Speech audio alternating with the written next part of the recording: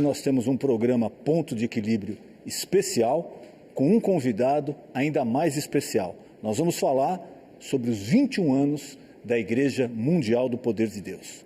E quem melhor para falar sobre isso do que o fundador, o nosso líder espiritual, o nosso pai na fé, nosso apóstolo Valdemiro Santiago.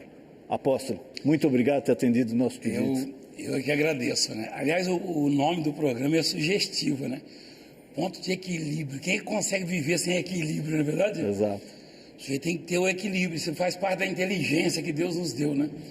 E o mundo está tão desequilibrado, né, doutor? Então, realmente é... Infelizmente. E é um prazer, uma alegria estar para falar, né, também desse trabalho que Deus nos deu, dessa missão, 21 anos, né?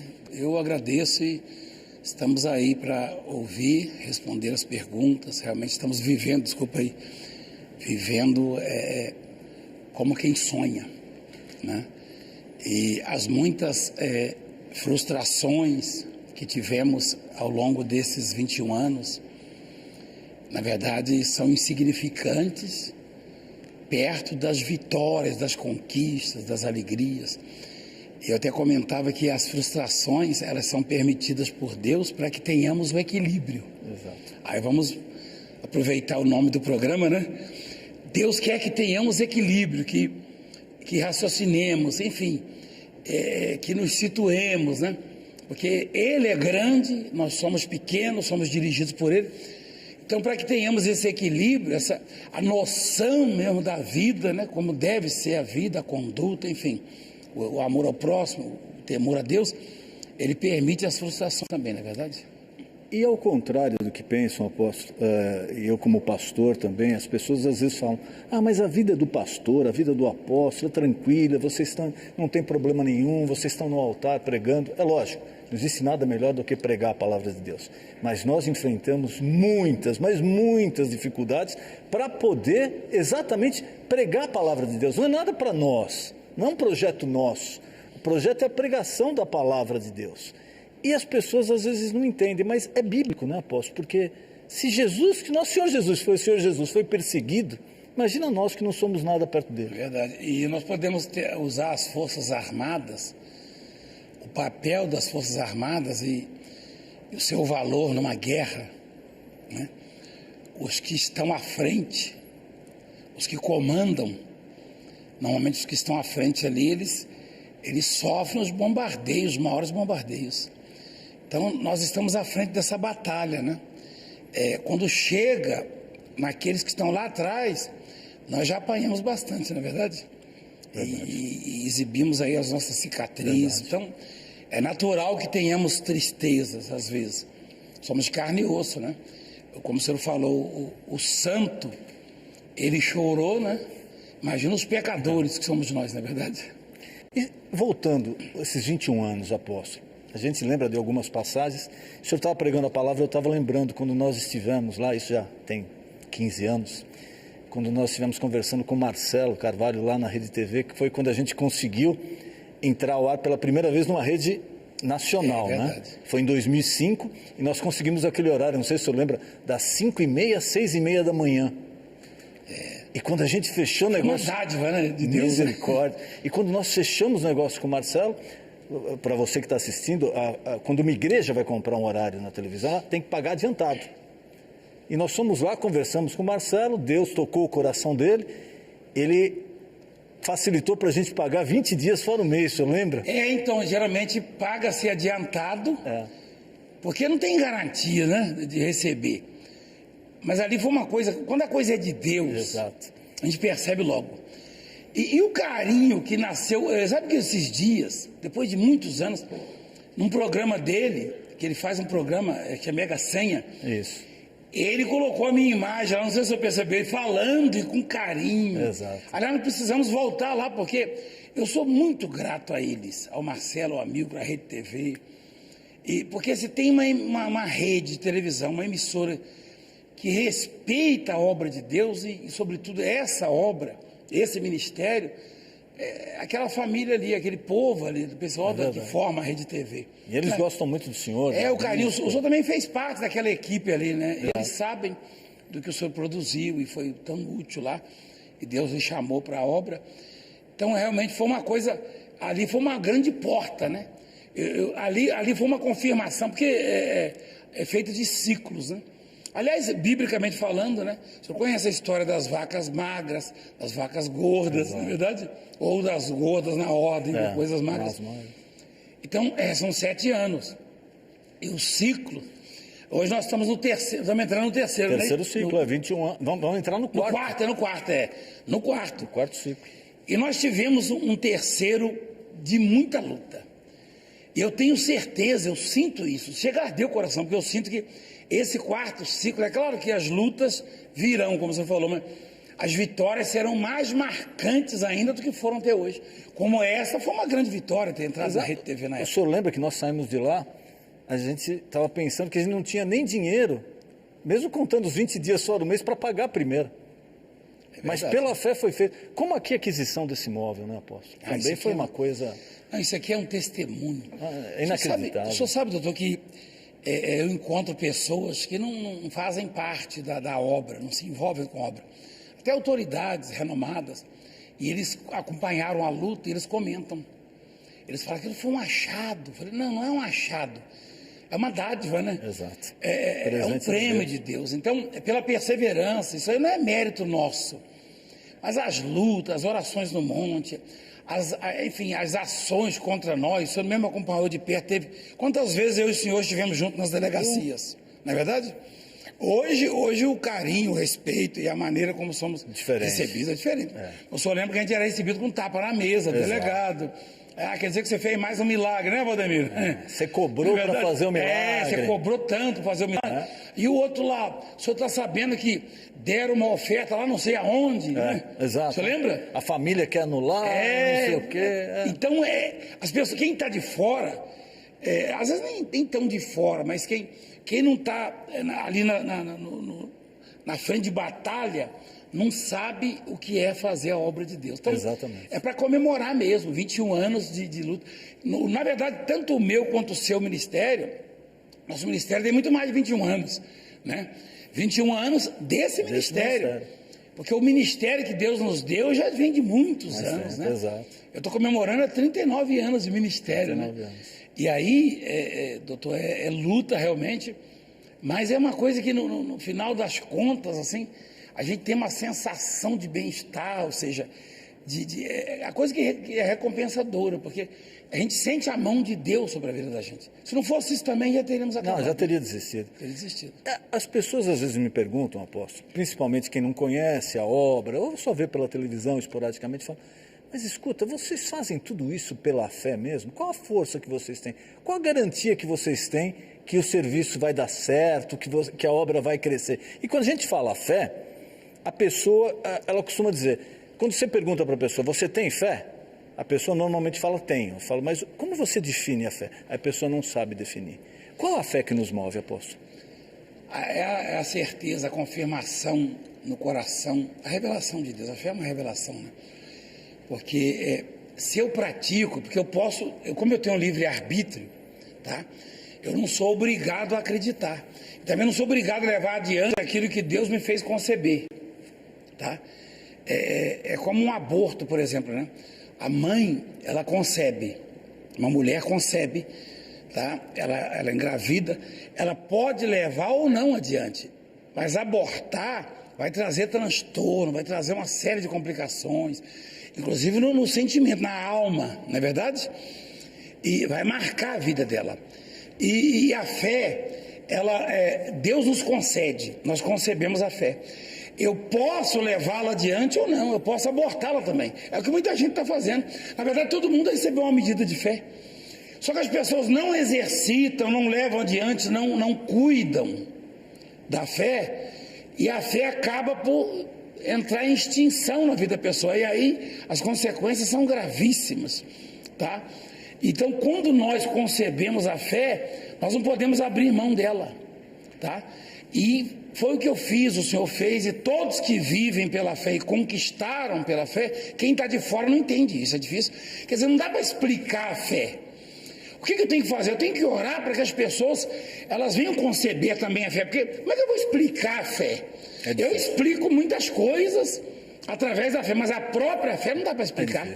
É É difícil explicar. Então, Deus me deu esse direito de conceber a fé. Deu a você também. Deu a você também. Aliás, quem está nos assistindo só está fazendo isso porque lá dentro tem essa semente. E É verdade? pessoa, Uma vezes, medida de fé que a Bíblia fala. a pessoa na igreja às vezes me procura como pastor, fala: pastor, olha, o senhor ora por mim porque eu não tenho fé.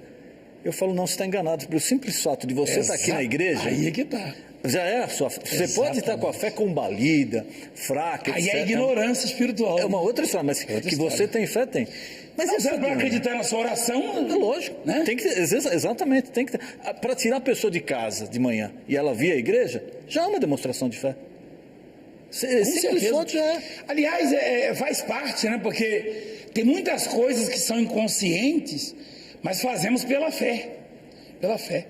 Se eu saio de casa, eu entro no metrô. O senhor nem conhece o maquinista. Exato. O senhor nem sabe que naquele mesmo trilho pode vir um outro metrô. E é possível isso. Pode ter um outro incêndio, trem. uma explosão. O ônibus, o avião, então, meu Deus do céu. Eu conheço bispo que tem medo de voar. Não é verdade?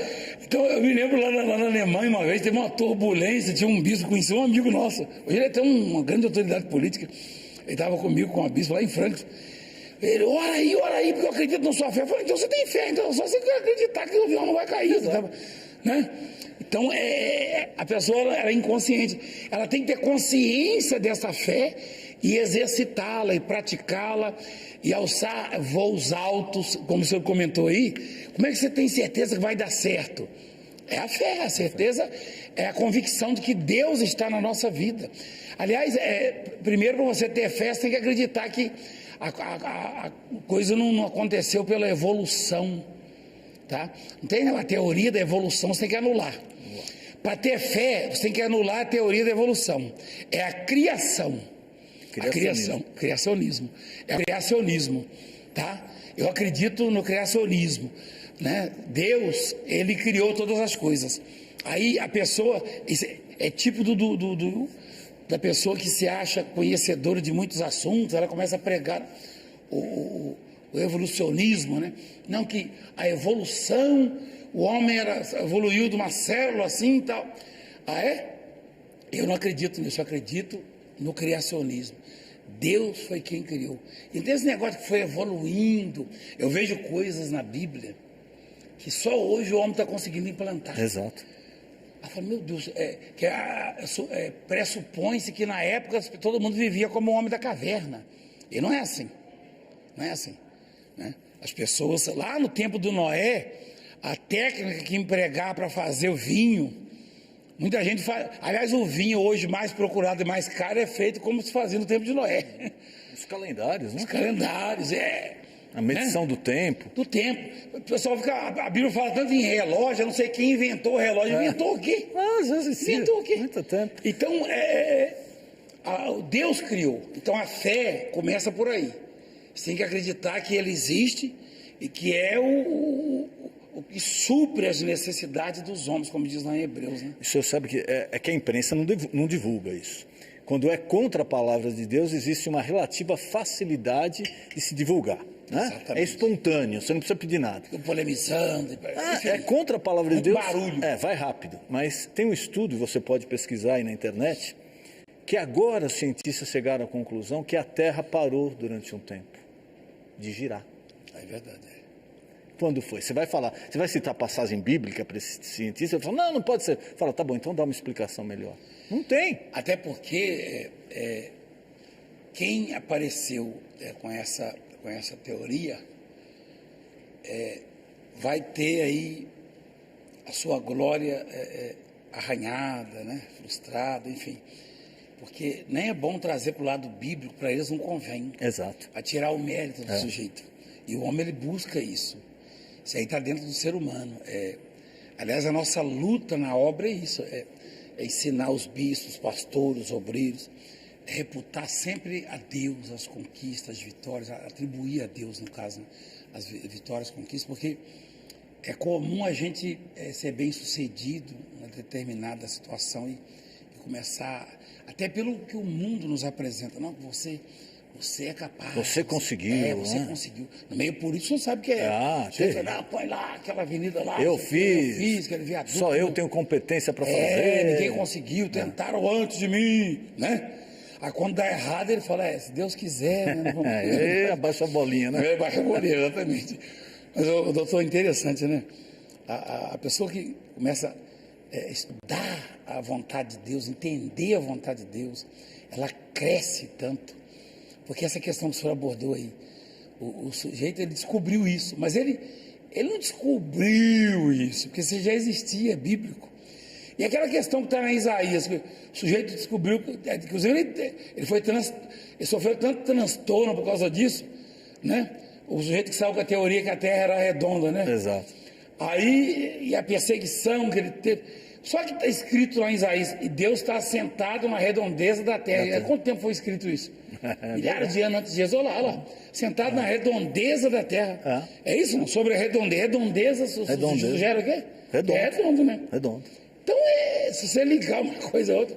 A verdade, eu ficava pensando, puxa, aquele sujeito lá descobriu isso. Depois eu vi que ele talvez até de noite, madrugada, ali lendo a Bíblia, dando uma folhadinha lá. Ele fala, como eu sou um cientista, ninguém saiu com isso ainda, eu vou sair. Como você falou, essa coisa é para promover o Evangelho, o Reino de Deus, não tem muita repercussão. Não. Mas se tem um embate, se ela contraria, aí repercute. Por exemplo, quem é que fica abordando esse assunto aí, não é verdade? Não, pouquíssima gente, pouquíssima. Faz bem para eles encobrir isso, né? Ocultar, né? E o senhor fala de repercussão, o senhor estava na palavra aqui, eu estava lembrando. Às vezes a pessoa vê tantos milagres, Deus usando a vida do apóstolo para operar cura, libertação, a pessoa duvida. Quando vem uma fofoca, sem prova nenhuma, sem nada, a pessoa acredita. E o que acontece? Hoje os casos, a pessoa vai se escandalizando, o senhor falava com o Evangelho. Por quê? Eu presenciei várias pessoas me falaram, não, pastor, eu não vou mais em tal igreja ou em tal denominação, que aquele pastor aconteceu tal coisa com ele. Quer dizer, ela transfere para o homem uma coisa que a fé dela tem que ser em Deus, em nosso Senhor Salvador Jesus. Mas esse escândalo do Evangelho, apóstolo, será que não é um dos motivos principais dessa doença que a humanidade vai passando? Fome, miséria, tudo isso? É porque, biblicamente, e nós sabemos, acreditamos na eficácia das promessas de Deus, biblicamente falando, a qualidade de vida, tá? A concretização dos projetos, dos sonhos, depende da participação de Deus. Porque muita gente não entende isso, que às vezes a pessoa não é evangélica, doutor, e ela é bem sucedida num projeto, então as pessoas acham que ela conseguiu por mérito próprio. Exato. Mas se o senhor for observar, lembra aquele coronel, o Naamã? Uhum. Ele não era evangélico, ele não era cristão, ele não era evangélico, ele nem conhecia Deus. E a Bíblia diz claramente, a coisa é tão explícita, que por intermédio dele, o Senhor dera a vitória à Síria na guerra. Nem ele sabia, nem o rei dele sabia, olha lá, porque por ele o Senhor dera a vitória à Síria. Era ele herói da guerra. Porém. Aí tem um porém, esse porém aí é por conta da ignorância. Como ele não podia dar glória a Deus porque não conhecia Deus, Deus deixou, então eu vou deixar ele leproso, para ele saber que é vulnerável, que é fraco, que é homem. Mesmo com todo o poder dele de comandante, ele não consegue herói, se curar. Imagina, eu não sou herói, eu nunca fui herói de nada, mas eu fico pensando, puxa vida, quem não gostaria de ser um herói, né? Isso é da vaidade humana, quem não gostaria de ser um herói? O sujeito era um herói, mas e o que ele tentava? Não podia nem ir numa festa, era leproso, não podia se vestir bem, se aguentava a roupa toda. Então, não podia se alimentar. E o convívio social, porque um herói, ele é muito assediado, né? Mas quem ia assediar um leproso, né, doutor? Não quer nem chegar perto. Quem chega perto? Então, veja a vulnerabilidade do homem, a pequenez do homem, as limitações do homem. E aí o senhor falou dos escândalos. O sucesso da humanidade depende basicamente, tanto é que a Bíblia diz, feliz é a nação cujo Deus é o Senhor. Feliz quer dizer o quê? Próspero, bem sucedido, na verdade.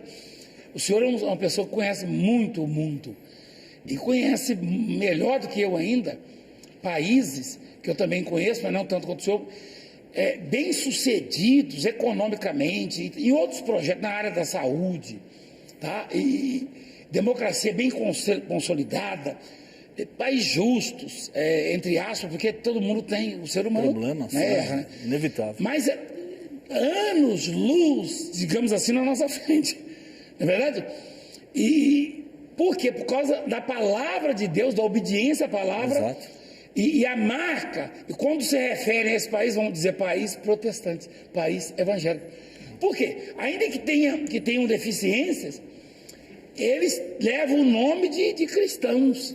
A origem. A origem, a base. O senhor sabe que a Constituição americana é a Constituição no mundo que teve menos alterações, até hoje. Ela já tem 200 e tantos anos. E ela foi feita, essa declaração, ela foi feita baseada na Bíblia. Exatamente. A Constituição Isso americana... incomoda feita... boa parte do mundo, sabe disso, né? Muito. Ela foi feita baseada na Bíblia. E até hoje é a Constituição no mundo que teve menos alterações, ou seja, seguindo a palavra de Deus. Não sei se você percebeu, tem religiões e seitas que os líderes religiosos se referem aos Estados Unidos como o grande Satã. E estão sempre pegando visto e viajando para lá, e passando férias, e visitando aqueles lugares maravilhosos que a gente conhece. E aí eu fico pensando, né, quer dizer, isso é por inveja mesmo, né? O cara tá visitando Satã. Eu não posso ser igual, né? Vou arrumar defeito, não é isso? Sabe que isso é tipo do ser humano? Eu não posso ser igual a ele, vou arrumar um defeito, não é verdade? É verdade. Vou colocar um defeito, vou denegrir, né? Então, basicamente é isso. E a banalização, por exemplo, os milagres, as coisas que acontecem no Evangelho, na igreja, estão banalizadas. Coisa que deveria impactar, não, eu nem sei se é verdade. Já lança dúvida. Aí, o que acontece? As pessoas se escandalizam, na verdade, mas elas já têm aquilo ali dentro delas. É como eu estava pregando no último programa aí, que Deus me deu essa mensagem, essa revelação, que as pessoas precisam de pouco para se escandalizar, mas precisam de muito para acreditar. É verdade. Né? É básica para ferir, para conceber uma doença, uma virose, isso espiritualmente falando. Basta sair aí no tempo, tomar uma chuvinha. Encostar em alguma coisa. Encostar em alguma coisa. Aquela chamada... infecção hospitalar, né? Às vezes o sujeito entra lá e pega, mas para ela se curar, aí tem que ter um tratamento, né? Enfim, ou seja, assim o Evangelho. Eu estou trazendo, figura, né, de linguagem, falando no sentido figurado, é mais fácil. Jesus falou muito assim para a gente entender, né? Se Jesus não usasse a figura de linguagem, a gente não ia entender muita coisa. Exato. Na Bíblia, né? Por isso que o povo fala que a Bíblia é difícil de entender, né? Que ele está falando de uma coisa, parece outro assunto, mas não é. Ele dá o exemplo. Dá o exemplo. Por exemplo, o sujeito está meio. Está com a imunidade baixa, ele vai no hospital fazer uma visita e volta doente. Lógico. Peraí, mas eu não estava assim. Ele foi no hospital visitar um amigo, alguém voltou doente. Né? E às vezes ele fica pior do que o amigo, porque a imunidade dele está baixa. A doença... O impacto é grande. Então, espiritualmente falando, por exemplo, eu estou quanto tempo na televisão? No rádio, na internet, né? Quanta gente me ouve na internet e vê, e podem, se quiserem pesquisar, desculpa, doutor, que eu sou entrevistado. Imagina. Mas eu falo muito aí. Não, você estava falando de tempo, estou falando na rádio, estava pensando na Rádio Mulher há mais de 30 anos, né? É verdade, a Rádio Mulher é uma marca também na vida da gente, né? Mas eu estou há quanto tempo? Estou lá na internet, pregando e mostrando, enfim, com provas e laudos médicos, aí a pessoa coloca em xeque, em dúvida. E aí vai um sujeito lá na internet e fala, ó, Valdemiro, não sei o quê, o pessoal, tá vendo, ó? Entendeu como é que é? O ser humano está tão vulnerável. Só que isso não traz para mim danos. Por quê? Porque eu dependo de Deus, basicamente. Traz danos para a fé, para a vida da pessoa. Porque ela tem a oportunidade para sair daquela prostração e ela acaba acreditando no fake news, né? Na mentira, enfim. Se alimentando daquilo. Ela está tomando um remédio que vai trazer complicações, né?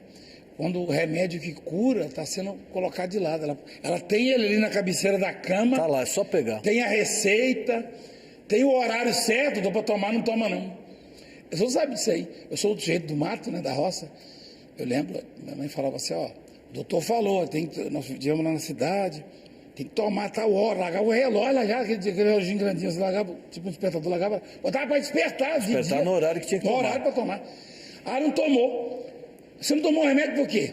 Ah, não, eu tomei café, eu comi isso, eu comi aquilo. Você não podia comer isso. Quer dizer, aquilo eu comi, que não podia comer, que o doutor falou que não podia comer. Mas o remédio eu não tomei. Então, as pessoas estão se alimentando, ingerindo coisas que vão trazer uma coisa terrível, tá? Que são nocivos à saúde espiritual dela e não se alimenta da palavra de Deus que cura. E a gente tem que tomar cuidado, vigiar, né, apóstolo? Porque eu acho que isso é inerente ao ser humano. É o exemplo que eu sempre dou nas pregações. Se você pega uma criança, você que tem filho ou filho em idade escolar, vai saber. Você tem que lembrar todo dia que ela tem que fazer a lição de casa. Exatamente. Porque senão ela não faz. E eu vi na minha filha com a idade escolar, minha mulher ficava maluca. E lá no interior é chamado de dever de casa. Dever de casa. Não é verdade? Lição de casa. Então, mas a palavra dever sugere que é uma coisa obrigatória, é uma coisa fundamental. Mas você tem que lembrar. Tem que lembrar. E tem que forçar. Agora, quando ela entra em férias, você não precisa chegar. Você já viu alguma criança que entrou em férias acordar cedo espontaneamente, uniformizada? Ai, que bom, me leva para a escola. Ah, esqueci, é férias. Não. Das férias ela lembra, porque aquilo agradou a ela. Então, ela acabou se nutrindo de coisas erradas. Quer dizer, a gente tem que orar, porque a essência do ser humano, exatamente, ela é pecaminosa. É tendenciosa, né? A gente está sempre tendendo para coisa que não alimenta, que não... Aliás, está escrito isso, né? Isso é coisa da carne. O espírito puxa para um lado, né? Exato. E a carne puxa para o outro lado. E se conflitar, não vai dar certo. Não vai dar certo, Apóstolo, muitas pessoas me perguntam, eu queria sair um pouquinho do tema espiritual, da fé, porque o senhor é um cidadão brasileiro, como eu sou, como o pessoal aqui é, e tem suas posições, suas ideias, mas parece que as pessoas, elas têm curiosidade em saber. O senhor acha que tudo isso que vem acontecendo com o Brasil, vamos pegar o episódio ali da Lava Jato para frente, escândalo, corrupção, governo, ex-presidente preso, ex-presidente afastada, eleição tumultuada, o senhor acha que tudo isso daí, nós temos pelo menos agora uma perspectiva melhor? Olha, eu tenho e eu creio que uma boa parte da população tem também. Só que é como o senhor disse, né? Se eu tenho que lembrar a criança do dever, nós temos um dever quanto ungidos de Deus, que é a oração. Deus, ele diz assim, acho que é Ezequiel 37, não sei, 38, ele fala assim, eu farei, mas ainda nisso permitirei que seja eu solicitado. Eu vou multiplicar os homens, animais, porque estava entrando em extinção, olha lá. Assim diz o Senhor Deus, ainda nisso permitirei que seja eu solicitado pela casa de Israel. Quer dizer, a perspectiva é boa, é relativamente boa, porque nós também que conhecemos um pouco a vaidade humana e a política, nós sabemos que a oposição não é oposição só para corrigir possíveis abusos da situação. Ela é oposição muito mais pela vaidade. Às vezes é um projeto que ela sabe que vai dar certo, que ela sabe que é benéfico, mas ela vota contra, ela trabalha contra pela vaidade, porque aquela marca... Porque não é dela. Exatamente, porque não é dela. Coisas que a oposição hoje é contrária, era favorável quando estava na situação. Exato. Então, quem não tem consciência política não entende isso. Então, é preciso que o povo... o senhor percebeu que eu sou um sujeito que eu sou bem criticado, que o senhor sabe que eu sou polêmico, eu participo da política, eu participo de assunto de desarmamento, eu participo Por quê? Porque eu sei que tem muita gente que me escuta. Tá? Eu sempre consulto a Deus. Então a questão da perspectiva aí é boa, é relativamente boa, eu creio, e sei que foi Deus quem instituiu também, mas e aqueles que fazem oposição naquilo que deveriam apoiar? Porque o senhor conhece os dois lados, o espiritual e o lado da política. Se eu sou um sujeito que procura o bem-estar das pessoas, que tem amor ao próximo, ainda que não seja uma coisa, um projeto meu, mas é benéfico, Tem que não interessa apoiar. quem vai levar a glória, não interessa a qualidade de vida e o benefício que vai trazer. Você não concorda comigo? Sem dúvida. Desarmamento, que o senhor falou, é um tema polêmico.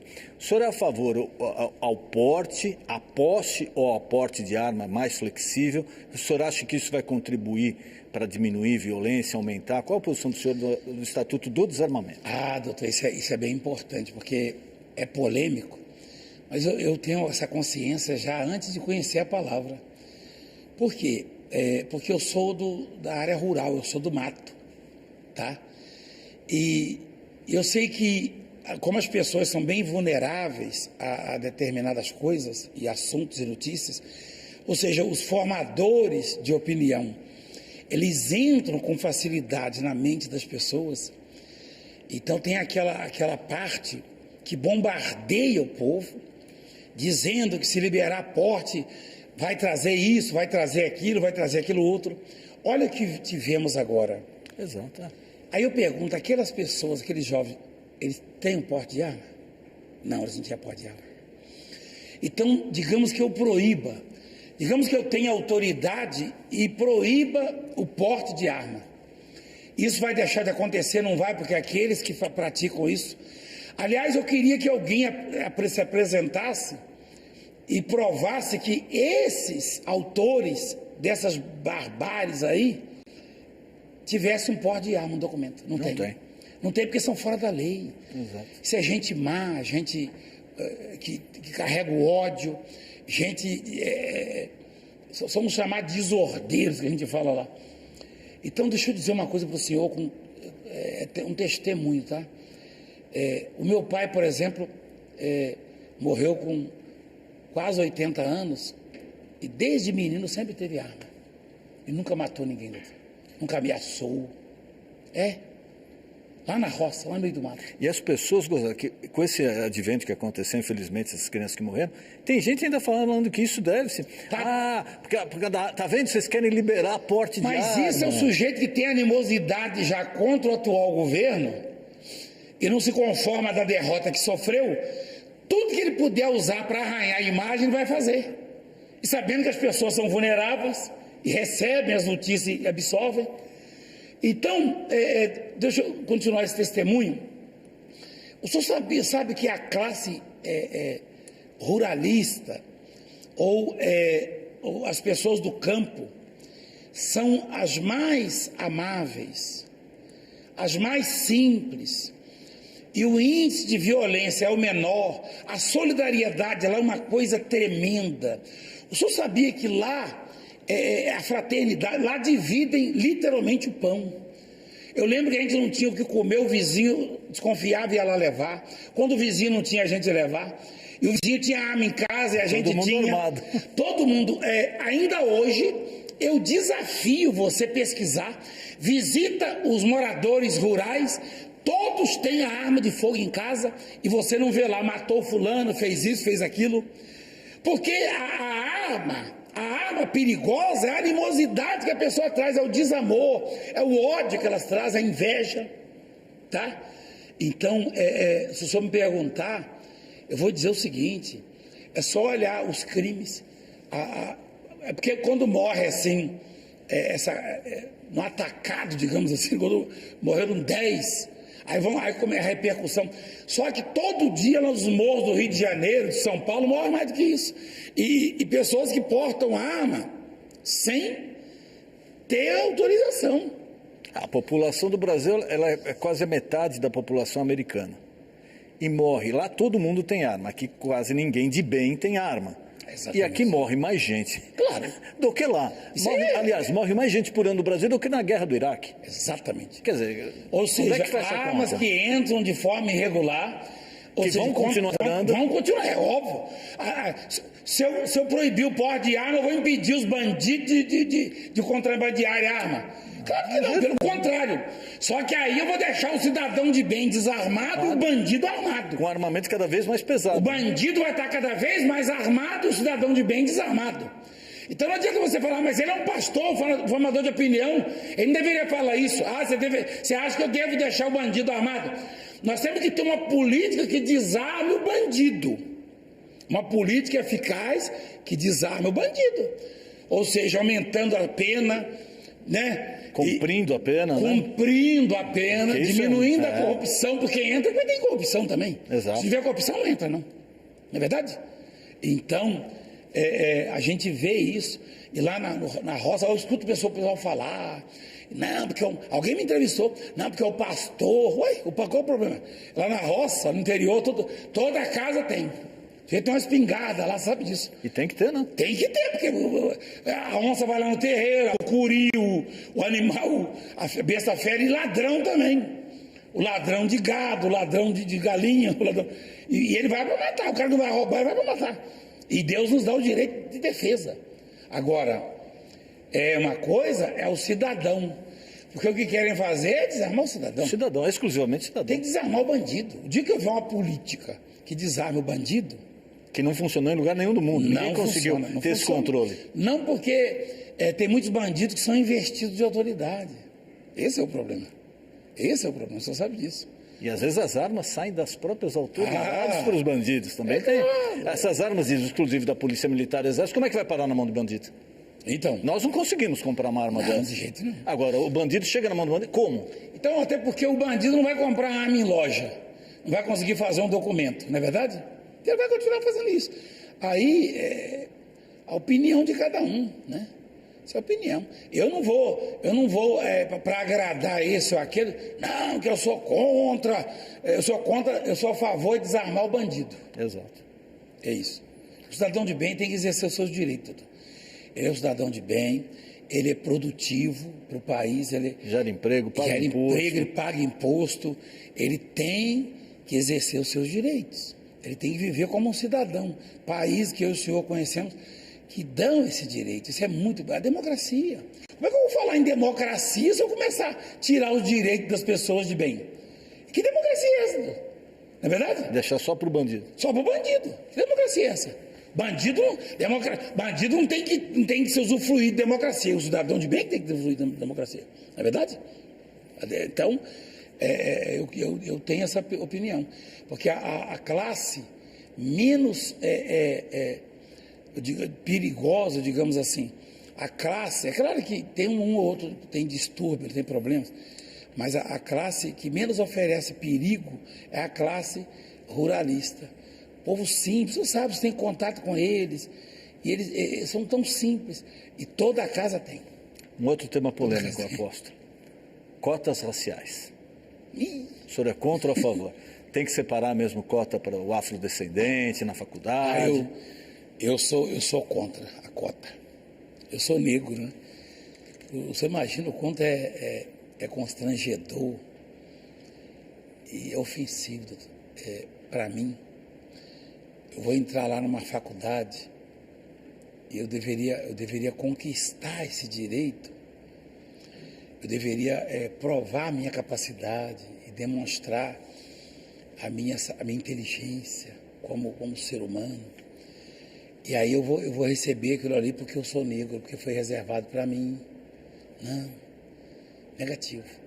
O senhor sabe que eu entristeci um ministro, hoje ele está aposentado, ele é renomado, ele era bem polêmico, renomado, negro como eu.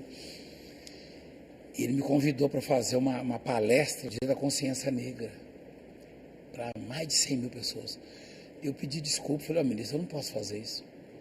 Porque se existisse o dia da consciência branca, iam falar que era racismo. Exato. Então o dia da consciência negra também é racismo. Isso aí só alimenta essa coisa, esse ódio, essa necessidade do sujeito provar que é capaz. Vou provar que eu sou superior ao negro. Vou provar que eu sou superior ao branco. Ninguém é superior a ninguém. Há negros inteligentes, brancos inteligentes. Há negros e brancos desprovidos também dessa inteligência por alguma razão, tá?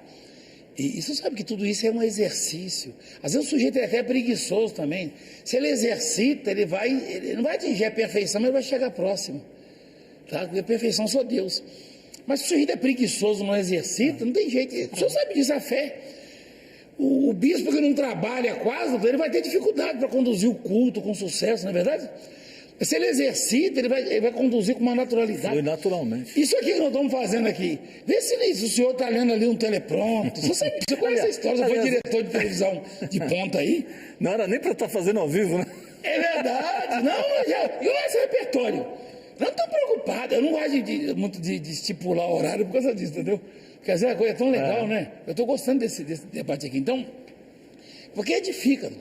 A pessoa, ela esclarece muita gente. Afinal, eu não sei se nós somos grandes formadores de opinião, mas nós somos formadores de opinião, né? Aqueles que acreditam em nós, exato, eles procuram usar assim como exemplo, né? Até porque eles veem a nossa conduta e o que Deus faz na nossa vida, não é verdade? Agora, essa questão aí, eu sou contra. O senhor sabe que o Morgan Freeman, aquele famoso ator americano, negro também, ele falou exatamente o que o senhor falou, sobre cotas raciais e sobre dias especiais para o negro. E os movimentos negros americanos ficaram contra ele, tudo mais. Ele conseguiu se expressar com a mesma clareza do senhor. Mas inconscientemente, doutor, a classe, nós negros, às vezes inconscientemente, a gente recebe essas coisas. Isso deveria ofender mais a gente do que palavras racistas. E se eu disser que, na minha opinião, quem cria essas coisas, no fundo, é racista. Ele está dizendo que eu sou inferior. Vamos preservar isso aqui para ele, porque ele é inferior. Negativo. Eu quero competir com o senhor que é branco. Dá a raçãozinha dele ali, né? Exatamente. Dá a raçãozinha dele, deixa ele quieta. Não, eu quero provar que eu sou tão capaz quanto o senhor que é branco. Negativo. Eu não quero cota para mim, não. Eu não quero esmola, não. Eu não quero uma vaguinha na faculdade, não. Eu vou conquistar o meu direito. Eu vou conquistar. Eu posso conquistar, né? Eu vou torcer para dar aos pastores negros do Brasil o direito de pregar na televisão. Negativo, nós entramos com a cara coragem sobre isso. Negativo, o branco tem direito, o negro tem direito. Agora, cada um tem que mostrar o seu valor, né? Não é verdade? Cada um tem que mostrar que Deus lhe deu também os dons, a capacidade e exercitar e não ter preguiça e ir em frente. Então eu fui mal interpretado, né? Ele disse, mas eu não estou entendendo, que negro orgulhoso que é o Valdemir. Não, negro orgulhoso não, eu tenho, pelo menos a palavra orgulho, eu acho assim que é pejorativo, mas a gente usa, às vezes, para expressar a alegria, a felicidade, a satisfação que a gente tem de ter sido feito assim, né? Então a gente fala orgulho que é para o povo entender melhor. Eu tenho orgulho disso, orgulho daquilo. Não que sejamos orgulhosos, não é soberba. É que Deus deu sabedoria, Deus fez o branco, o negro, e todos a terra comem, todos têm o poder de raciocínio. Então eu sou contra essas cotas. Olha, minhas filhas jamais iam se valer disso, doutor. Eu não aceito, não. Tem que conquistar, tá? Não tem negócio de elas têm que conquistar. Eu falo, você tem que conquistar, você tem que ir em frente, enfim, eu acho errado isso. Outro tema polêmico, reforma da Previdência. O que o senhor acha que realmente essa reforma, ela tem que acontecer? É a reforma que a gente precisa? Está mexendo com quem deve? Pode ser melhorada? O senhor acha que... Como ela deve caminhar? Olha, doutor, é polêmico por quê? Porque pregam para aqueles que não têm muita informação que é contra os direitos deles. Só que não é preciso entender muito de economia, não é preciso o sujeito... É matemático, né? É matemático. A minha mãe não sabia ler e nem escrever. Mas hoje eu lembro de umas coisas que ela fazia que dependia basicamente da matemática. Minha mãe era uma baita economista. Meu Deus! Até os ovos. Ela fazia os ovos renderem lá no sítio de tal maneira. E ela fazia omelete para tanta gente. Eu falei, meu Deus, como é que minha mãe conseguiu? E ela fazia tudo é matemática, né? Aí, que é a ciência exata, né? Todo mundo sabe, quer dizer, tem uma parte que não foi informada disso. Como o senhor falou, o mal ele se propaga muito facilmente. Eu até acho que o governo deveria ter políticas Esclarecimento, esclarecimento, informação na televisão, nos veículos mais populares. Por quê? A oposição vai lá e, não, estão tirando seus direitos. Só que, se não houver essa reforma, os nossos filhos, nós mesmos, eu ainda pretendo viver bastante, não sei o senhor. Então, sabe que se não fizer essa reforma, até nós vamos ser atingidos? Exato. Né? Porque vai entrar em colapso, não vai ter jeito. Não só a Previdência, entra em colapso a economia, né? A economia e todos os setores da economia. Todos os setores. Isso aí é uma espécie de mola mestra mesmo, de carro-chefe, né? Se não tiver a reforma, não tem jeito. A pessoa que, por exemplo, tem muita gente que produziu, tá? Então esse tem que ter os seus direitos preservados é uma aposentadoria digna, tá? Mas tem muita gente que pode produzir, tá? Eu posso produzir, eu não sei, eu não aceitaria, eu fico brincando com o povo. Você sabe que eu tenho mais de 40 anos já de o senhor já poderia, pela lei aí, já poderia atuar, poderia me aposentar, poderia aposentar. Mas eu quero produzir. Aliás, eu estava falando de orgulho, não tem nada que dá mais orgulho a gente de poder produzir, né? Ser útil, né? De ver a pessoa falar, olha, o senhor me ajudou, que coisa bacana, que coisa linda. Ainda mais o senhor propagando a palavra de Deus. Exatamente, eu quero produzir. Então, a reforma é necessária. Até a oposição sabe que é necessário. Aliás, eu estou esperançoso que a oposição ajude a aprovar, tá? É óbvio que tem que passar por um filtro, né? Também nós não vivemos num país de ditadura, né? É isso e pronto. Negociar, né? Mas negociar, é um assunto urgente. Ajustar. Até porque eles vão dividir, eles vão compartilhar ideias e adequar, né? Ou seja, nem 8 e nem 80, né? Mas tem que ter, eu sou favorável, tem que ter a reforma, tem que aprovar. Porque senão vai entrar em colapso, vai ter problema sério mesmo. Aliás, todo mundo sabe disso. É inevitável, é matemática. Maioridade penal. O senhor acha que deveria ser reduzida? Deveria. Deveria, porque eu me emancipei aos 14 anos, né, de idade. Imagina se eu aos 14 anos não tivesse pelo menos uma ideia do que era certo e errado, uma consciência. Eu estaria morto, né? Eu estaria aí puxando um cadeia de 30, enfim. Então, a menoridade, eu acho o seguinte, que a gente vê isso em casa,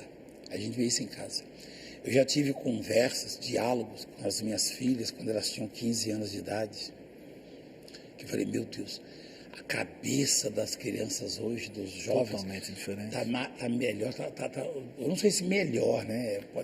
Mas tem uma carga de informação. Se tiver o equilíbrio, como o nome do programa sugere, mas tem uma carga de, isso falou certo, e a própria internet. Então, eu acho que tem que ser reduzido. Tem que ser reduzido mesmo, porque eu com 14 anos eu sabia muito bem, tá? E é em casa que você aprende isso, tá? Minha mãe falou, meu filho, o caminho é esse aqui, se você fizer aquilo, eu vou te banhar com água de sal a semana inteira, vou te deixar vergonhas no lombo, né? Eles falam assim, entendeu? Então eu falava, eu não posso fazer isso, que a lei para nós era o quê? A rigidez, enfim, a doutrina dos pais. Então a lei para nós era aquilo. A gente não conhecia a lei, né? A lei era aquilo. Se eu fizer isso, meu Deus do céu, eu vou sofrer. Aí os coleguinhas vão fazer isso. Você está doido? Não é você que vai apanhar no meu lugar?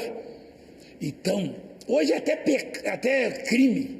Até crime. Pecado não, mas até crime se eu corrigir o filho. Eu falo, o chinelo da minha mãe há 50 anos atrás já tinha GPS. Ela sabia tirar e acertava. Meu Deus do céu. Nem por isso a gente cresceu traumatizado. Nada. Pelo contrário, doutor. Nós crescemos com respeito ao mais velho. E amando os pais. Amando os pais, exatamente. Hoje o pai dá 100% de liberdade e os filhos não amam os pais como antigamente. Você não vê os filhos amando e reverenciando. Filho chega em casa, joga o sapato lá, joga a bolsa num canto, vai pro quarto sem dar um beijo no pai e na mãe. Se tranca. Antigamente, Às vezes, antes de sair de casa, eu levava uma boa chinelada. Quando eu voltava, dava um cheiro na minha mãe. Que saudade, mãe. Eu nem lembrava que tinha apanhado, só lembrava quando levava a mão nas costas, no lombo. Também ela tinha o cuidado de bater no lugar mais gordinho, assim, mais carnudo, nem isso pra não quebrar. Mas eu sou a favor. O senhor não acha incoerente? Porque quando a pessoa ela fala que ela não sou favorável à redução da maioridade penal. Nós estamos num país que com 16 anos você elege o presidente. Exatamente. Mas aí você não pode ser responsabilizado por um crime? Você pode votar, tomar outras decisões. Não é incoerente isso? É incoerente, mas isso aí é o interesse próprio. É o jogo de interesse. Esse é o problema. Eu acho que a grande autoridade, o cargo de grande responsabilidade, deveria ser ocupado por pessoas que se despojassem de toda e qualquer vaidade e soberba e buscassem o interesse. Aliás, lá nos Estados Unidos, a criança ela é educada para ser presidente, o jovenzinho, não é verdade? Então é uma coisa tão respeitada, é uma coisa tão, né? E eu acho, o político, né? Então eu acho assim, o sujeito ele quer se eleger, né? Se ele pudesse, ele aprovaria uma lei que o sujeito com 10 anos pudesse votar. Para eleger. Né? Para eleger. Mas para punir aí já é outra história, punir né? É outra história. Diferente. Então acaba sendo nocivo para a sociedade, né? Porque a criança ela tem liberdade para cometer crime. E as facções criminosas se aproveitam disso, lógico. Eles põem sempre a criança na frente. Eu não vou nem chamar de criança, para mim criança já sabe o que está fazendo. 8, 9 anos, tá? 14 anos, 15, 16, não é criança não, já sabe o que está fazendo. Sabe por quê? Eu perdi minha mãe aos 12, com 14, meu pai me botou para fora de casa, né? E aí eu sabia o que estava fazendo. Então, eu sou favorável assim, a menoridade, tem que ter a punição mesmo, tem que ter a responsabilidade, né? Por isso que a educação, na verdade, você vai educar, porque uma coisa é você criar leis para punir. Outra coisa é as leis permitirem a educação e a conscientização. Se você fizer isso, você vai ser punido. Então o caminho é esse. Porque é igual a lei de trânsito, né? O radar não pode ser escondido atrás de uma árvore, né? Ele está lá para educar. Ele está para educar, então você tem que saber que tem um radar ali. Senão é pegadinha, né?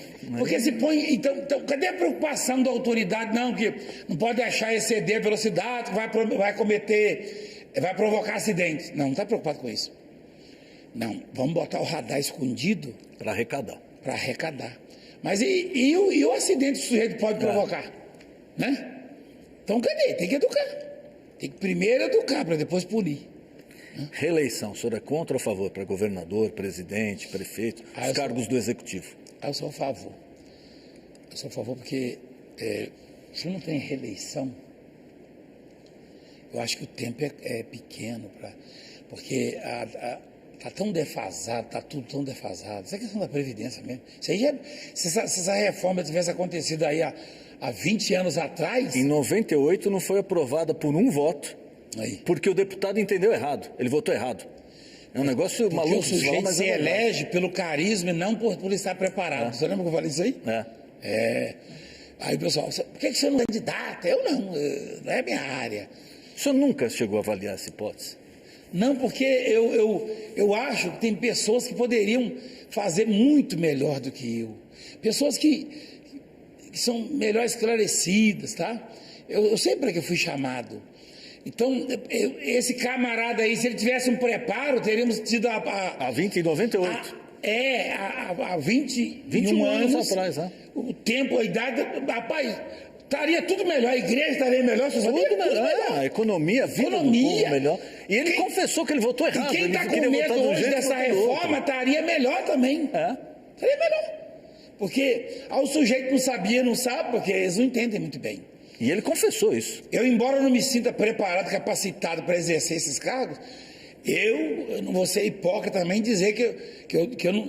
Até por acompanhar e participar, tem muito deputado aí que não tem o preparo que eu tenho político, sabe? O conhecimento político. Sim, o senhor tem um conhecimento político amplo e o senhor gosta do assunto, né? Claro. É necessário, não tem jeito. Foro privilegiado, apóstolo, o senhor acha que tem que existir? Aí eu sou contra. Por quê? Porque esse foro privilegiado, ele é dado a pessoas que, teoricamente, elas têm menos chances de errar do que o leigo. Você entende o que eu estou falando? Por exemplo, o deputado, a imunidade, que é o foro privilegiado, a imunidade parlamentar. Um deputado perguntou para mim uma vez, um deputado federal conhecido, o senhor é contra a imunidade parlamentar? Eu falei, eu sou contra. Mas como assim? Se o senhor fosse deputado, o senhor seria contra? Eu falei, também. Por quê? Porque o cidadão comum, na teoria, ele não tem a informação que os senhores deputados têm. Os senhores fazem as leis, os senhores votam, fazem as leis, projetos de leis. Então, os senhores têm menos direito de errar do que nós, quanto cidadãos. Porque o sujeito, o cidadão comum, ele tá certo, não que alguém tenha direito de errar, mas ele não tem o esclarecimento que o outro tem. Então, quem tem foro privilegiado é exatamente o que não deveria errar, na teoria, né? Porque é humano também. Mas então eu sou contra, não deveria ter. Para nenhum cargo? Nenhum cargo. Deveria ser punido, porque o sujeito, ele entrou lá, ele discute todo dia. Raramente o cidadão comum, ele tem oportunidade de ter um debate como esse aqui, né? Agora lá não, lá se debate leis e direitos dia, né? Humanos, etc, entendeu? Lá se debate isso. Então, aquilo ali é uma escola. Se aprende ou não, é outra coisa, né? É aquela história a Vossa Excelência, está faltando com a verdade. Dizer, pela ordem. O senhor está falando, se eu me dirijo ao senhor assim, a Vossa Excelência é alguém superior, né? Então, quando eu digo que está faltando a verdade, estou chamando ele de mentiroso. Só que é um jeito educado de chamar de mentiroso. Lá é uma escola, não aprende quem não quer. Eu me lembro que um deputado amigo meu entrevistava lá um advogado de uma facção. Aí ele falou um negócio lá, respondeu umas perguntas que contrariou ele. Ele disse assim, o senhor aprendeu rápido. Aí o advogado falou, até recebeu voz de prisão, né? Ele falou assim, aqui você aprende rápido. Ele respondeu um amigo nosso, o deputado Arnaldo Faria de Saúl, que estava interessado na CPI. Né? Ele falou, aqui você aprende rápido, ele falou. Eu entendi o que ele quis dizer. Tá certo que ele tem que respeitar a autoridade, mas porque lá é uma escola, né? Se discute muitos assuntos. O primeiro mandato, o sujeito, ele está no pré, né? O deputado. Você vê que ele cometeu um erro que comprometeu uma nação. Uma nação, exatamente. Meu Deus, tem um monte de gente que morreu consequente disso aí. Sem dinheiro para investir em outras coisas. Na saúde, enfim. O sujeito aí... O sujeito se mata para pagar um plano de saúde, tá? E não tem o atendimento que deveria, enfim, não é socorrido como deveria. Eu acho que essas coisas todas aí a gente tem que debater, estudar, enfim, e ter uma consciência, né? Em vez de condenar, porque aí o sujeito chega lá na televisão, não, que isso aí vai prejudicar você. O sujeito concebe aquilo e começa a pregar contra, não.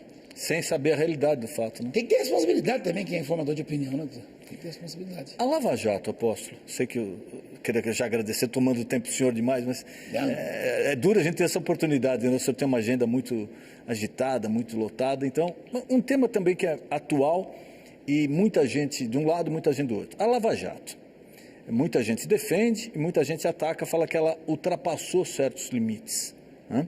Que ela desprezou certas regras e que agora tudo isso que vem acontecendo no tribunal é em função dela ter ultrapassado os limites. Qual o benefício e qual a desvantagem da Lava Jato na visão do senhor?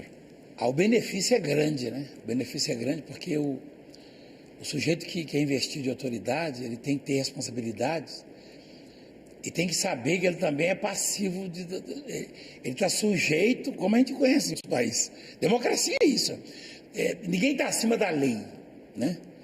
E parece que muitos conquistaram o direito de errar, de brincar com o dinheiro público e com as pessoas, com o sentimento das pessoas, até com a vida das pessoas.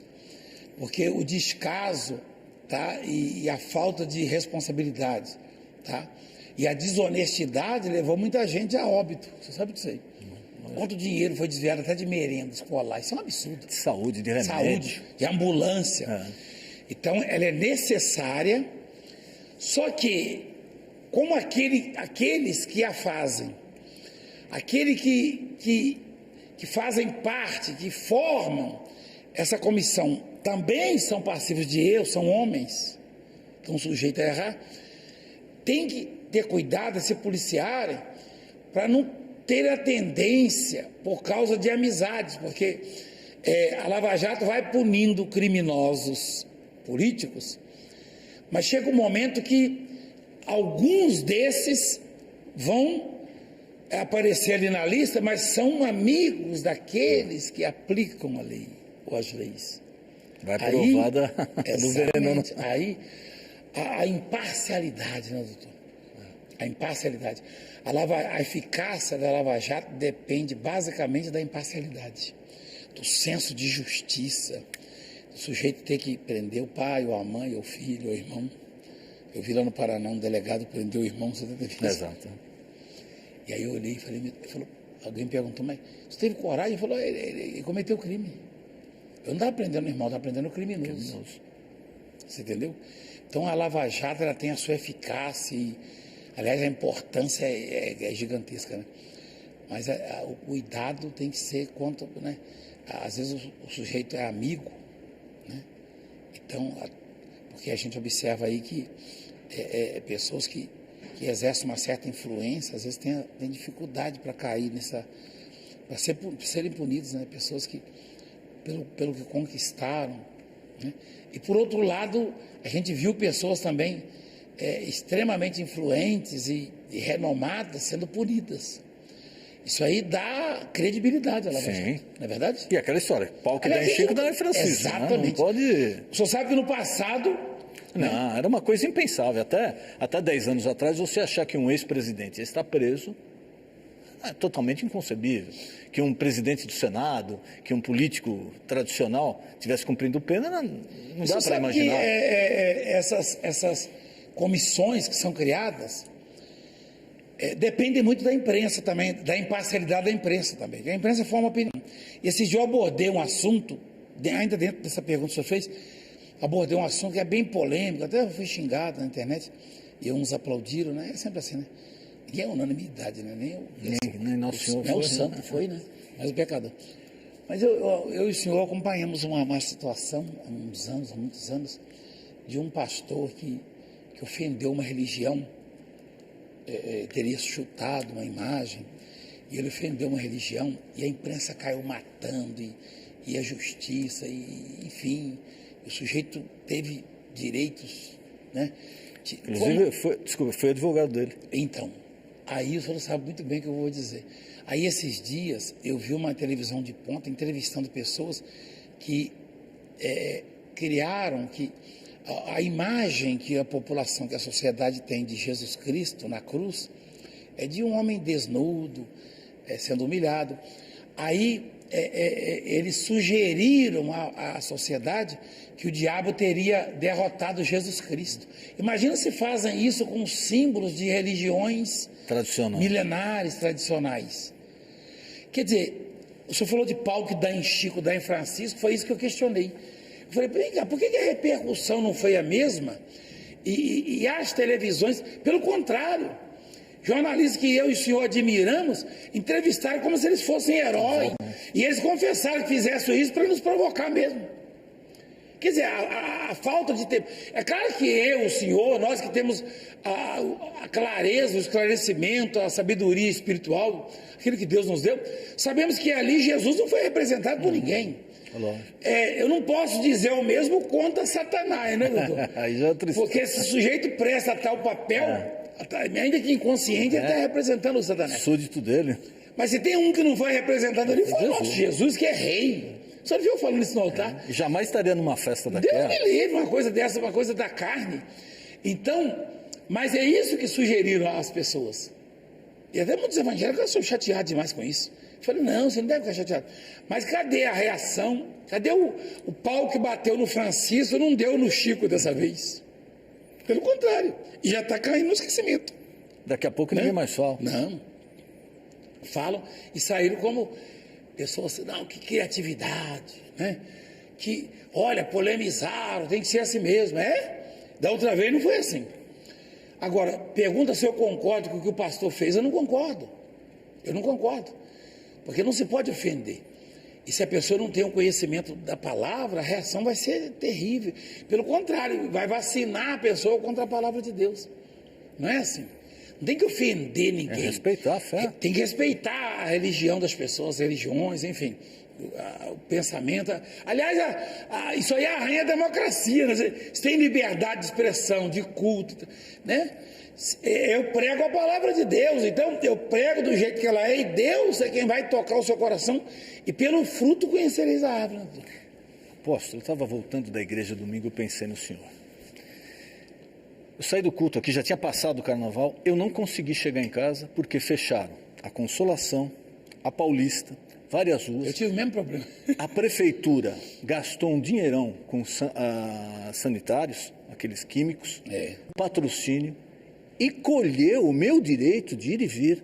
Exatamente. Agora, eu estava imaginando, eu falei, poxa, imagina se o apóstolo tivesse organizado um culto, levado 500 mil pessoas. O senhor fez várias defesas de vários processos que tivemos por causa daquela situação lá. O que teria acontecido com a gente? Quer dizer, a prefeitura aí, que ninguém ajuda a obra de Deus, é só mesmo o dizimista, ofertante, porque a prefeitura não ajuda, o Estado não ajuda, o governo federal não ajuda. Não. Agora que a prefeitura interdita a rua, patrocina, gasta dinheiro do nosso imposto, que nós não gostamos do carnaval, mas nós pagamos aquele banheiro que está lá. Interdita a rua. O senhor imagina se fosse a igreja, o que teria acontecido? No mínimo teria fechado, eu ia responder processo. Sim. Ou já saía detido até. Exatamente. Agora, aí é que está. E eu me lembro que eu estava fazendo imposição de mãos, eu estava lá nos Estados Unidos, lá de fora da igreja, porque eu não coube, né? Exato. Aí veio o xerife, e eu falei, meu Deus, será que vai, eu brinquei, vai botar aquela pelota de ferro no meu pé e tal. Ele foi lá dar apoio pelo trabalho, serviço prestado às pessoas. E falou para o senhor, se precisar de alguma coisa... Se precisar de alguma coisa, eu achei legal aquilo. Por quê? Porque são países que gostam da palavra de Deus. E aí, o que acontece com isso aí? O resultado final disso, se colocarmos o telefone para uma enquete, liga para cá e diga qual o benefício que o carnaval trouxe a você. Nenhum. Pelo contrário, eleva-se o índice de criminalidade, tá? Consumo de droga, tá? Acidentes, tá? Consumo de álcool, enfim, infrações, tá? Infrações, porque o sujeito sai do seu reflexo natural, daquela coisa do equilíbrio e, enfim, altera os seus sentidos e cometem barbáries. Então, qual o benefício? E aí todo mundo sabe disso. E não é a maioria, não. Não, exatamente. Tem umas coisas... A maioria não gosta. Por que não faz, então, um plebiscito, não é verdade? Você aprova ou não o carnaval? Você quer vai perder, você sabe disso, né? Quer que o dinheiro do imposto seja utilizado para o carnaval, sim ou não? Você acha? Vai ser o quê? Uns 80%? 90%. 90%. Não tenha dúvida. Né? 90%. Agora, essa questão que o senhor me perguntou do armamento, eu lembro que fizeram... Eles têm até medo de fazer, porque a apanha é feio. Não, o Lula, com todo o prestígio que ele tinha na época, ele perdeu. E é uma televisão de ponta ajudando. Exatamente. Perdeu feio também. Perdeu. Um artista para fazer. Perdeu. Isso quando ele estava com prestígio lá em 70%, 80%. E se eu disser para o senhor que muitos daqueles ali que foram pagos para fazer a propaganda têm e exercem esse direito? Quer dizer, é uma coisa terrível, né? Quer dizer, o cidadão que não tem muito acesso, né, que tem que ser penalizado. Essa questão do carnaval. Ninguém me perguntou se o meu imposto deveria ser... Exatamente. Ninguém me perguntou. Lógico. Eu paguei imposto. Ninguém me perguntou. Agora, eles se voltam contra o dízimo que a pessoa dá voluntariamente na igreja. Exatamente, que é um direito dela, que é propriedade dela. Delas, que não vem nada do Estado, não tem nada a ver com dinheiro público. Nada a ver. Imagina então se houvesse um projeto, tivesse um deputado ousado, fizesse um projeto e aprovasse, que o governo deveria, claro, pesquisar e ver quais as instituições religiosas que prestam serviço, que tem uma obra social marcante, com resultados positivos, deveriam ser ajudados pelo governo. Vão bater, você está doido, está dando dinheiro para pastor. Né? Ninguém fala que está dando dinheiro para presidente de escola, né? Não. E dinheiro público, né? Dinheiro público. Aqui o sujeito fazer chacota com as coisas de Deus, sugerir que Jesus foi derrotado, né? Pelo diabo, ou seja, dinheiro público para dar glórias a Satanás. Pronto. Você sabe que um repórter veio perguntar para mim se eu era a favor que a igreja pagasse imposto. Lógico, uma pergunta para cutucar. Eu falei, olha, se fosse feita uma avaliação coerente, acho que até poderia pagar. Ele falou, como coerente? Eu falei, vamos ver quantas pessoas a igreja tirou das drogas, da prostituição, do alcoolismo, que isso é um custo enorme para o Estado. Um preso hoje custa no Brasil, em média, R$5.000 por mês. Um preso. Tá vendo? Um tratamento de droga, de álcool, reclama, é uma fortuna. Quer dizer, o senhor imagina se a gente fosse cadastrar aqui todas essas pessoas? Se você me perguntar se eu sou a favor que a igreja pague imposto, eu sou a favor desde que ela tenha todos os direitos que um pagador de imposto, na verdade, pelo menos na teoria, né? Porque o senhor sabe que a nossa Constituição nos dá direito à saúde, educação, isso, aquilo. E eu não sei se o senhor sabe, até esses dias eu tenho sido cobrado, porque eu e a bispa sempre mantivemos uma escolinha, não sei se o senhor sabe, lá no norte, na beira do rio, pessoa pagando. E teve problema lá, tá, com o CMBio, que não pode mais ter, então as pessoas, as mães, pais estão tão chateados, né? Então até isso eu fico assim preocupado. O senhor sabe que o senhor esteve comigo até na Polícia Federal já relativo a essas coisas. Como é que pode? Um órgão, uma coisa do governo, tá, que deveria fiscalizar corretamente, né? E é claro, tem o seu valor, mas como em todo segmento tem as pessoas de bem, as pessoas más, né? Então eu não posso nem pagar do meu bolso uma escola para as crianças estudarem, porque é um órgão do governo, enfim. Agora, se fosse escola de samba, acho que você não teria esse problema. Não, acho que nem iriam lá, não. Só para fazer fantasiado, para pular também. Exato. Então, tem umas coisas que precisa... isso aí a gente vê que o Brasil precisa amadurecer, né? A democracia nossa tá engatinhando, né? É até um paradoxo, né? Engatinhando, porque tem tantos anos, né? Mas está engatinhando. Tem muita fragilidade. Tem muita coisa a aprender. Isso é consciência, na verdade, né? Consciência, o cidadão, na formação mesmo. São valores morais, enfim.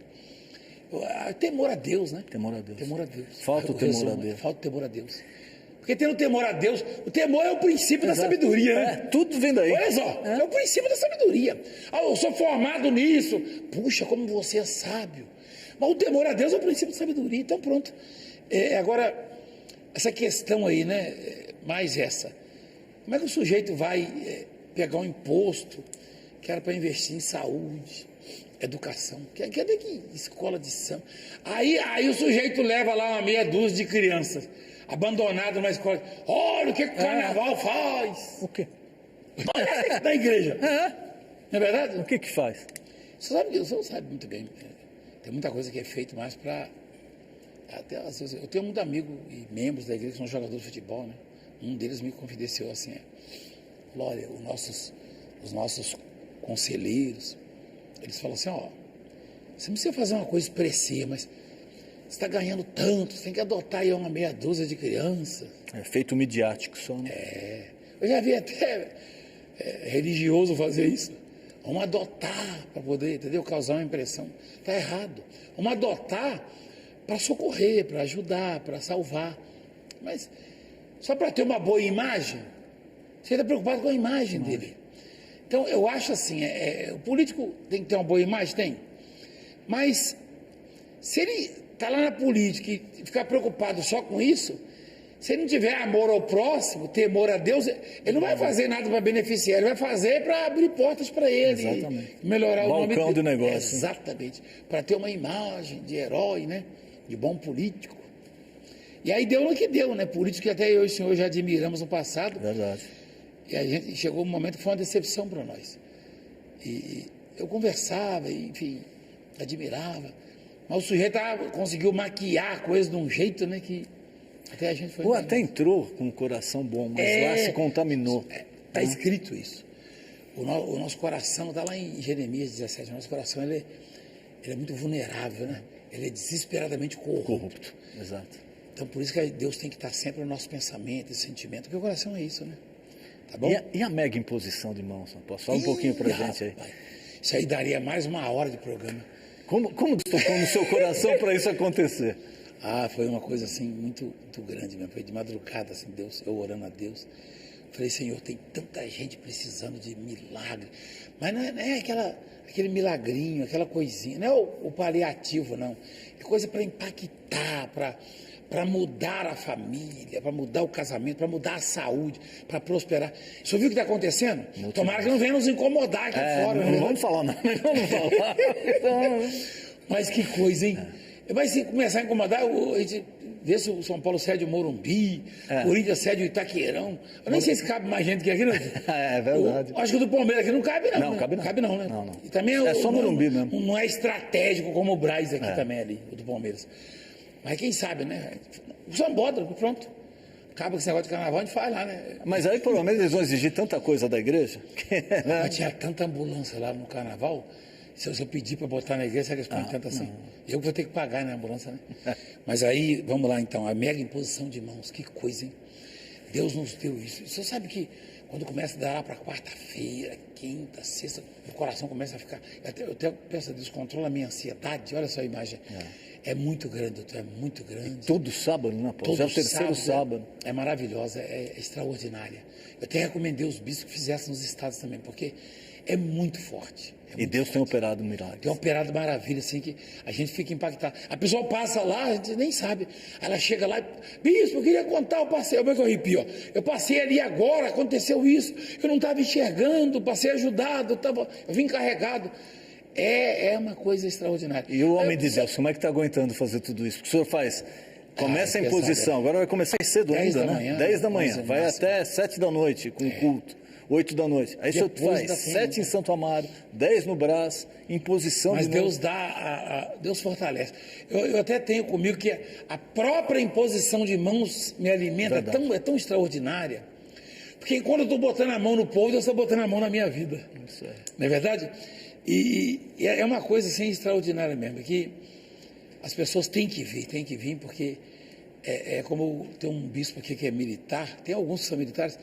O bispo Marcos estava me dizendo que, falando da convocação, né? A convocação é diferente do convite, né? A convocação, ela tem que ser, ela não pode ser negada, né? Eu não posso omitir, não posso desertar, não. Então Deus está dando oportunidade, e não tem nada a ver com religião, né? Não tem nada a ver com religião, porque historicamente, biblicamente falando, pessoas que não tinham nada a ver com a religião de Jesus, a mulher grega de Orícia da Fenícia, o milagre de Jesus falou, por causa das suas palavras, sua filha está liberta, né? E também o centurião e outros, né? Aquela mulher que ia ser apedrejada, é uma mulher que vivia uma vida totalmente desregrada, mas o poder, a misericórdia de Deus a alcançou. Então, a compaixão, essa imposição de mãos faz parte do presente dos 21 anos. Né? Exato. Eu acho que é isso aí, por aí, né? Deus está dando esse presente para nós. Eu queria agradecer do fundo do coração, senhor. Eu que agradeço. Convidar o senhor mais quando tiver um tempinho para agradeço. participar. Depois mais eu queria programa. sugerir, assim, é um programa assim muito, muito enriquece a grade. E o senhor já trouxe pessoas aqui tão importantes para o país. Tem uma pessoa que, se o senhor permitir, depois eu vou convidá-la. Aí, qualquer coisa eu vou lá auxiliar, entendeu? Mas o senhor vai vai entrevistá-la. O senhor falou dessa perspectiva, né? Eu creio que esse ano Deus vai trazer esse programa do senhor aí, o presidente da República e ministro do Supremo. Glória a Deus. Eu fui convidado para um almoço esses dias aí, em abril, que vai envolver os presidentes de todos os poderes. Tá? Alguns já confirmaram a presença. Eu fui convidado, eu não sou o autor, né, desse projeto. Eu me senti assim bem feliz, né? Eles disseram que seria bom o senhor representa muita gente, né? Aí eu até falei com a bispa, falei, poxa vida, o senhor sabe que aqui nós tivemos uma certa... Eu recebi isso como uma humilhação, caçar o nosso passaporte diplomático, né? Sem motivo, sem uma razão, sem uma justificativa. O que nós fizemos? Se eu tivesse desabonado enquanto cidadão ou autoridade eclesiástica, não é verdade? Se eu tivesse, assim, causado um dano, né, para a imagem, do país seria compreensível. Né? É verdade? Aí sim, claro. E até lá fora seria, não, o país lá é sério, o Valdemiro. Mas a gente vai lá, é recebido por 3 milhões de pessoas, a imagem do Brasil. Né? Eu falei, olha, eu aceito o convite, só que eu vou dizer para essas autoridades que é necessário, a gente precisa disso aí, lá fora. Enfim, chega lá, o aeroporto está entupido, sabe, 50 mil, 100 mil pessoas na África. E a previsão legal do passaporte diplomático é aquele que exerce uma representatividade do país. O tamanho dela. Quer dizer, qual político tem, vamos falar numericamente, qual político tem a representatividade que o senhor tem, com membros da igreja, com as concentrações? Tem. E lá fora, você sabe. Né? E o carinho, até nós somos muito bem recebidos nos Estados Unidos. Que dizem que o povo é frio, né? Então, né? Só vendo o frio, você lembra lá no Newark? Em Newark, isso. O frio lá fora e o povo quente, aquela multidão, que coisa, eu arrepio. Nós vamos lá, né? Vamos lá, né? Vamos lá, vamos marcar. Está esperando. Você sabe que tem muito tempo que eu não vou lá, né? Muitos anos, né? Em novembro já foi várias vezes, eu não fui. Em novembro vai fazer 5 anos, aposto. Isso eu sei de cabeça. Misericórdia. Mas agora tá passando frio lá. Tá... Agora, a partir do mês que vem já esquenta. Vamos marcar então, nós vamos lá. Sim, senhor. Vamos lá e vamos atender, fazer imposição de mãos. Glória a Deus. E visitar também aquelas lojas lá que tem uns coisinhas de pesca. Tem o King Crabber, lembra? Isso. Do remember? Do you remember? Remember? Rapaz, lá em Estados Unidos a gente tem boas lembranças Das Pro Shop. Então tá bom, doutor. Eu agradeço aí. Aposto mais uma vez que Deus abençoe ainda mais a vida do senhor. Obrigado pela atenção, pelo tempo do senhor. Foi um prazer enorme receber o senhor aqui. Eu sou, como servo do senhor, estou à disposição. Obrigado. O que for necessário. Então Deus abençoe. Espero que os telespectadores, internautas e ouvintes tenham tirado proveito, né? Claro que nós não somos, nem posamos como referência para isso, aquilo. Nós fazemos parte nós somos membros de um corpo gigantesco, né, doutor? Exato. E nem podemos dizer que somos mão, ou pé, ou dedo, não.